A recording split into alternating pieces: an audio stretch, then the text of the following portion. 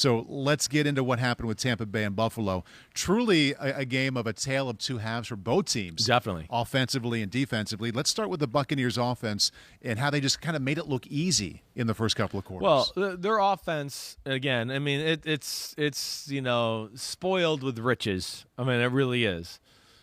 Big offensive line, phenomenal at pass protecting. You got weapons that are mismatches across the board. You got a good running back. And then you got a playbook that has everything. I mean, everything. Again, this is not only and then you got Brady at quarterback. So not only do you have all of that, but I would certainly put the Bucs offense in one of the 5 best offenses just on, paper, scheme, plays, whatever. All of it. It's one of the best in football. They have an answer for everything. And with Bruce Arians and Leftwich, what I love about them too, their answers aren't usually, let's find a 4-yard completion. Their answers are, let's find a 40-yard completion and really screw you. Yeah. And that's what I like watching about them. And, yeah, their offense certainly gave Buffalo some big issues on the defensive side of the ball early on. Yeah, Brady was really good in that first half. Yes, Every time he dropped back, it felt like he was doing that one little step up to climb the pocket or one little shift over, not really that affected. Right. Kept finding the right place to throw from and the right receiver. And I also thought he had some really nice help from Fournette, too. Definitely, 100%. And that's what put Buffalo in a bind. That's why, again, it's why I picked Tampa, just because it's a big unit that it's hard to, overpower that offense. Buffalo's a smaller defense. They play one gap type of defense. We're going to shoot this gap. And that doesn't always match up well against these type of teams like we've seen with, New England beating Buffalo the week before or the Colts game earlier this year or the Titans game. They have issues when they got to play these big powering offensive lines. And sometimes teams get burned by a blitz and a disguise. Keep that in mind here as we watch Fournette. About halfway through the first quarter, still no score. Well, yeah, and it's a double puller here. That's what we got. The right guard and the left guard going to come around and pull. I mean, they probably saw this. This is not a play that Tampa runs often, okay? They don't do this. I guarantee they saw New England do this to Buffalo and said, we got to do this week. This just doesn't make sense. And I think what also happens here, because Buffalo's a numbers team, they're going to play the numbers of what they think you might do in certain formations. I would bet you more times than not with, tight end, receiver, that I would bet you more times than not in this formation, if they get like a weak side shade nose and they have nobody over the guard, the left guard, that they probably run weak a lot. So the Bills here are trying to do a late disguise of safeties. Poyer was down here. Now at the snap is going back. Here you got Micah Hyde coming down. I do believe Teron Johnson was going to blitz off the edge here, but it happened so quickly as far as seeing the run that, he doesn't really get the chance to blitz. And ultimately what I want to show you here is they're going to get out on the edge, but they can't defend it with this defensive call. There's no way. And I'm just going to let it show you here first off, just a quick little still shot. Hopefully I can get it just right, all right? And whoops, not that one. Hold on a second here. So Fournette gets it, all right? And here's the problem, all right, is Milano's setting the edge. So he's responsible out here. But now because of the backside pulling guard and the way they slanted the front and everything, there's an extra gap on the front side. And Tremaine Edmonds has a gap to his right and a gap to his left. He almost can't be right. And that's really the big problem with the play here as you go forward.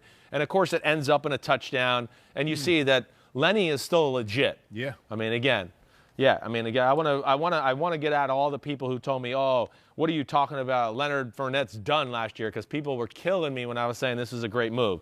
But now I don't hear them anymore. They've gone somewhere. It was also December of last year that he really started to come on. Right. So here, this is a better view. Again, I think probably their number one run. Again, you see he's a shade nose right here on the edge of the center. There's nobody on this guard. And one of their big runs is just do this right here, let this guy boom the nose tackle and get up to the second level and have him cut off. This guy right here, or he comes out and blocks this guy. Excuse me, that's the defense end. The nickel guy's out there. That's one of their go-tos. But as you'll see here, again, they're going, he's got here,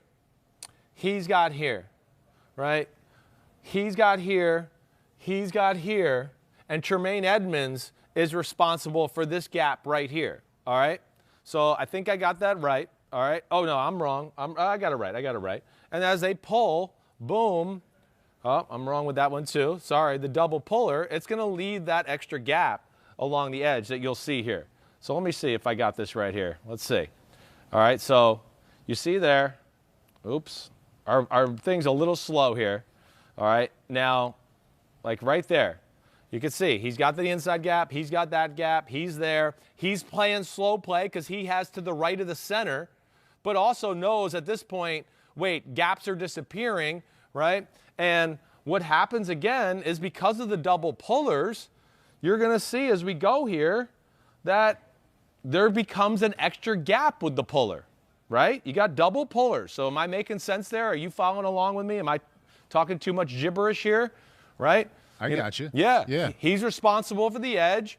Rousseau was responsible for the next gap inside, but they blocked down. They pulled 2 guards around the edge, and now there's an extra gap to the strong side. And I don't know how you can defend it with the way they shifted the defensive line down. I think Teron Johnson was supposed to be blitzing off the edge or something, but basically when this happens, they're asking Hughes or Teron Johnson to get over there and make the tackle. And what I want to show you is this guy right here has no chance. What does he do in that situation? You could see there's a gigantic gap on both sides, right?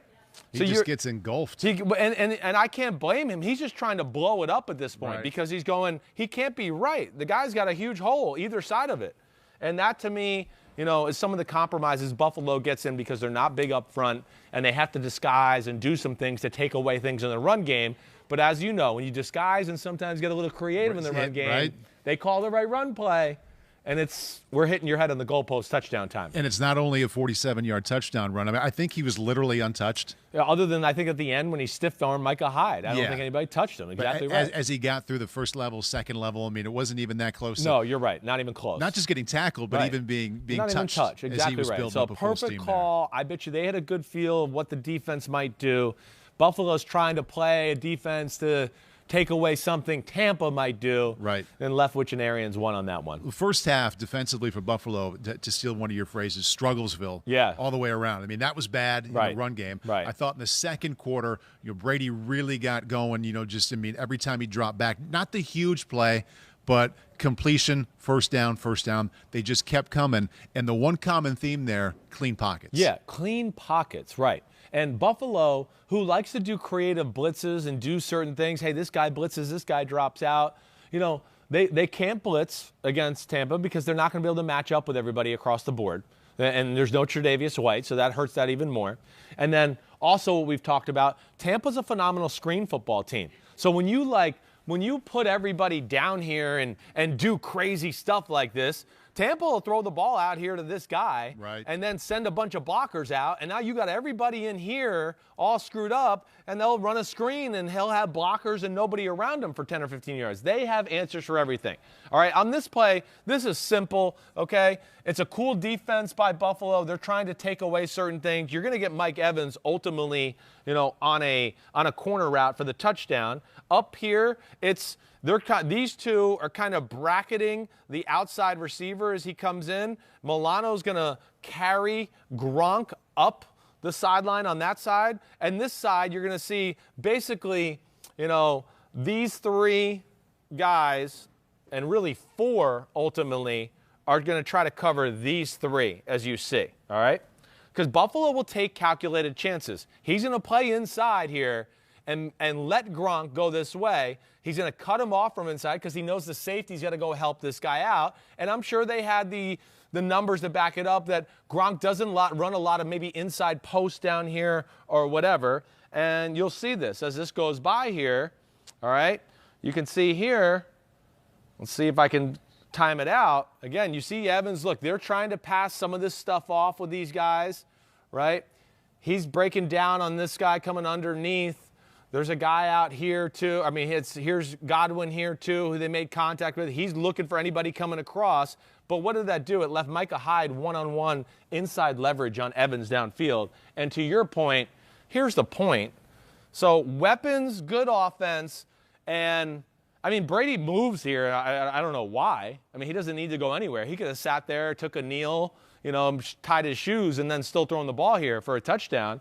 But this was one of the themes of certainly the first half, that they couldn't even get close to Brady. I mean, they couldn't get close to Brady. I'm not even joking. This might be the most he got hit the whole first half, that little touch right there. He's got grass on his pants because he's run twice and slid for a first down, all right? Beautiful throw, great catch, as you see right there. Right. But they had Buffalo in a tough spot. Buffalo played a cool defense. They did. They played a cool defense where these two, they watched him. He kind of ran into him, right? Taron Johnson tries to get back to stop the corner route, but when you can't get around the quarterback and you got some talent, it just doesn't matter. It doesn't matter. It just you cool defense, great. You see how they played it, right? But ultimately, what they did is they cracked the code here, because he has to be responsible for this guy if he runs out. So he's kind of stuck in no man's land. He realizes now with eyes like, I need to try to get back and help my safety, who was in the middle of the field covering a route that's going out. That's not easy or even, realistic to think he's going to stop that route against that coverage, right? And Taron Johnson does his best job to get there, but it doesn't matter at that point when Brady has a clean pocket, can step into it and throw it like that. This was such a big game, so much anticipation for it. I figured we'd be covering it in some way on Wednesday, so I was taking notes throughout while I was watching it at the house. And one of the things I wrote down in the first half a couple of times, Chris, was they're going to have to find a way to make Brady uncomfortable, because that was just one example. It was a wonderful catch, but he had a very nice pocket to find the best spot to shuffle into and make a nice clean throw. Second half, his production started to go down a little bit, and it wasn't so much that Buffalo did something to crash the pocket or make him uncomfortable. That's what I thought too. He missed a couple of throws, and every quarterback misses throws sometimes, but he missed a couple that stood out that really kind of opened the door for Buffalo to come back. I think so. It's the big question I got. What made Buffalo come back? And I thought, maybe Tampa took, their foot off the gas. Again, I'm getting ready for a show. I'm watching a bunch of other games. I'm just getting general feels of the game. Right. But I'm thinking, did Buffalo blitz more? They must have done something different. They really didn't change. They did not change as far as they played more vanilla in this game probably than any game the whole year. Yeah. And, to your point, as I started to go through it, I went, wait, there's nothing here. It's really like Brady was off. I don't know any other way to say it. There were a couple of throws that he makes easily 9 times out of 10. All the time, right. I mean, it's greater than 9 times out of 10 probably, right? It's like 99 out of 100. You're right. Where you just go, what? I can't believe he missed this. Right. And that to me came back as, hey, we know Josh Allen was phenomenal, and he was unreal on that side of the ball in the second half. It was a magic man. It was a magic show. It really was. But, at the same time, there was 3 consecutive drives where the Bucs really could have put the game away. And Brady missing throws certainly cost them the ability to do that. They had the ball twice at 24-3 right here at this point of the field and came away with no points. Then it went to 24-10, and I'm not going to say he left points on the field, but I think you've seen the play. He had Chris Godwin wide open down the middle of the field on a first or second down. Or no, it was a third down on this case around midfield, right? That one was a third down. I think this one is a second and 8. And they're on the plus 39, right. Second down 8. And I think this is where Gronk is open. He just missed it. Just misses it. It's going to be – it's just what we saw with, George Kittle a few minutes ago. It's the same type of play. Gronk is going to run right up here. He's got a 2-safety look, and he's going to kind of bend it in right here. And there's a huge place to throw him the football. So, okay, what happens? They get it. Boom. They're kind of going to a cover 3. It's a real loose cover 3 right here. All right. You see the safety back here. There's 3. All right. And now you got curl flat. He's going to kind of in the middle. He's got to worry about curl flat.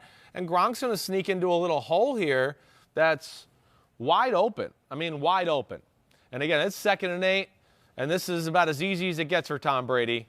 And he misses the throw. And I do think we have another angle of this, because this will really show it here as far as how badly he missed the throw. Again, I know he's not perfect in the world, Tom Brady, but damn, he's pretty close to perfect with everything. And there was some moments here where, there's nothing you can do there. He's not going to be able to catch that, even as awesome as Gronk is. He can't get on the ball there. Yeah, so that was really this, not that hey, Tampa's defense didn't change in the second half. They never, I thought, we're going to see that they went into prevent. When I turned the film on, they must have played prevent and, no. They were doing the same crazy blitzes they were doing in the first half. Yeah. Buffalo adjusted. They threw the ball quicker. They ran the ball with Josh Allen and the running back a little bit more. And then Josh Allen just made some magical plays that you just go, I don't know what defense can stop that. That's unreal. But that to me was, again, the Bucs are the bigger, more physical team. That's the issue with Buffalo. And, I came away clearly still thinking the Bucs are the better football team. Yeah. And that Brady won't miss those type of throws if they play again. I think we have one more. Yeah. Do we have one more of those throws? Yeah. Yeah, Godwin missed. And this is when it's 24-10, 3rd down and 7. And it's a different pass catcher. It's a different route, but it's very similar. It's an over-the-middle intermediate throw, and I think you're right to correct. It's not just a throw Tom makes 9 times out of 10. It's probably closer to like 29 times out of 30. Yeah, or even more. Exactly. It's slam dunk throws for Tom Brady. I'm sure he's pissed off. Now, listen, Florio said something to me this morning, too. He said he thinks that Brady got a little banged up in this football game when he slid on one of the quarterback sneaks, and this might have led to some of the errant throws. Maybe it did. Certainly. I don't know. And you're not going to get the story here either way. But, yeah, I mean, you're going to have Godwin on this play here going, okay, you're going to be going right down the middle of the field here. And he has 24-10, right? Cameron Brate underneath, all right? And Godwin's going to come behind it, and it's as open gets. And, yeah, you go, maybe Godwin should have made a great catch here. And Godwin's probably pissed at himself to go, wait, I'm making $17 million a year. I'd like to catch this too. Ball came out funny. But ball came out low. A lot of balls came out low, like rockets to the ground. And and Tom's passes don't usually do this. No, they don't. It's like the nose down right off his hand. No doubt about it. Even as I sit here and looked at him with some of these throws as we go, like, he even leaning forward more than he usually does throwing the ball, like in that position there. Like usually he's a little bit more on his back foot than what we see there. He's kind of a lean forward, which is going to lead to the ball going downwards a little bit. But, yeah, clearly a missed throw there. Big opportunity. Again, 3rd and 7, not only to extend the drive, take more time off the clock, but, once you get that completion, you're on the team's other 48-yard line. You're one more completion away from almost being in field goal range here. Yeah. So that was, to me, again, Allen being amazing in the second half, Brady missing some opportunities to really, put their foot on the throat of the Buffalo Bills and be like, hey, cool, you guys are scoring some points, but the game's over. We've won. They missed those opportunities, but it doesn't change my opinion of the game or the teams. Again, the Bucs are, in my opinion, in another class. Yeah. They really are. In the NFC, yeah. Regardless of the seeds right now, where do you put the Bucs? And obviously you've been thinking about, Cardinals, Packers, Buccaneers, Cowboys. I put the Bucs as number 1. I would, yes. Again, I respect Green Bay, but, I said to Drew Brees the other day, and I know I've said on the radio, I have the feel that the Bucs are kind of, I think I said it to you even last week, they're kind of just coasting. They totally get the feeling that they've got the foot on the gas. They know how good they are. And if they need to hit it, they'll hit it when they got to hit it. And when the playoffs come around, they'll be ready to another level. That's just the way I feel about it. Maybe I'm going to be wrong. Yeah. But, I've seen this through my years of being obsessed with football where, the great team can get a little complacent. We won the Super Bowl the year before. Mm-hmm. Oh, it's December. We'll start to put our foot on the gas pedal here. And, of course, they did a lot of great things in the first half, just missed some opportunities in the second half, and had a great player do insane things. Insane. Hi, I'm Mike Tirico, and thanks for watching. Make sure to hit subscribe for the latest news and highlights from NBC Sports.